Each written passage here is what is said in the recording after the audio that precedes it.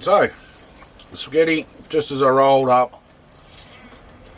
So on the trip down, it's about a 2-hour trip. So I'm not going to preheat. A lot of suggestions on YouTube have said to preheat the oven, but I'm not going to do that because it's a 2-hour trip, and I've got a 2-hour timer. So this is going to work out really good for my video. That everything should plan into and work really, really well. So, as I said, on the I've got the little dial here for usage, and I'm using the cigarette lighter point, which is just here. So when you turn that on, the little kick-ass timer comes on. I'll do some more in that in a second, but all I'm going to do is basically turn the oven on, take my, which I'm going to have spaghetti bowl out of the freezer, already in its little tin foil thing. So all I'm going to do with that, is put my spag bowl into the oven, close it up. It's got a nice little lock on it. Turn my timer on my heat up to high and turn my timer on. And you'll see here on the dial that it has all the meters on it to track how much usage the oven's going to use. So now I'm going to turn the dial on and you'll see how it works. And I'll show you there that it's going up to around the 9 to 10 amp marks, showing the volts in and out and the kilowatt usage. And it's got a timer on it, 15 seconds. Alright, so it's showing everything that you use. So when I get down to Ngambie, in 2 hours time, I'll have a reading on everything that I need. So we're about an hour into the trip. It's currently 6:30 in the morning. 5:30 I left and I put the food in. I'm just going to do a bit of a check.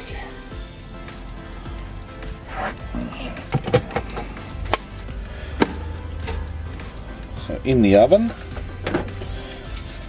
I'll be able to see the temperature gauge there.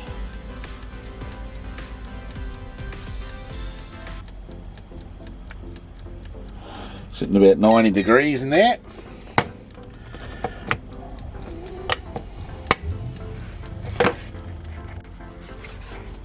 Now, as you can see, to touch on the top, it's warm, sides are warm, and underneath the bottom, it's a little bit warmer. Now, if you can see the gauge here, see if that zooms in.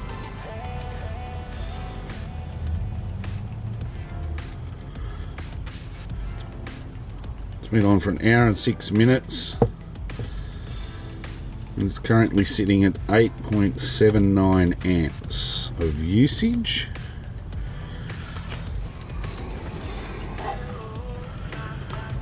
If you look up at this one here, I don't know if you'll get that one, but 13.3 volts is what it sits at when the alternator is running. So it hasn't actually used any battery at all because I've been running the car. So we're at halfway into the trip. I'll check the temperature of the actual food when I pull up at Ngambie. So at this point in time, it seems to be working quite fine. So talk to you in an hour. So here we are, the big test.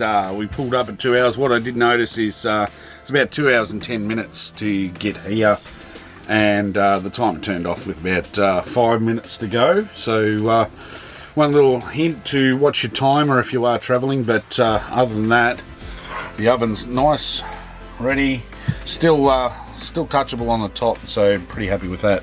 So let's pull it out.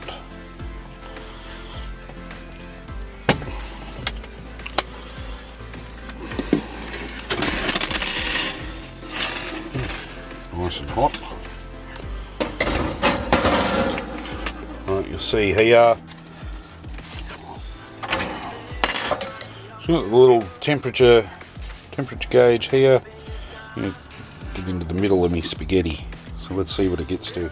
So that was put in at frozen, and it's now well on its way to 65 degrees. So I'm going to sit here and have a little spaghetti bowl. As I said, put in frozen, so obviously if you third it out it wouldn't take as long, but yeah, I'm going to give it a go.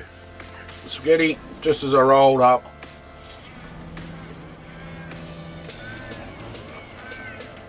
It's hot on the bottom. Oh, very hot. But, oh, awesome stuff. So that's the Kickass Travel oven. It's a frozen spaghetti, 2 hours. I've used no energy whatsoever in the sense of, because the alternator's been charging the battery as I've been going. Once it was warmed up and got temperature used about 8 amps. So yeah, pretty good gear. Like it. I'll have to try some party pies and pizzas next. Hope you enjoyed the video, and I'm going to go back to enjoying a nice hot spaghetti bowl.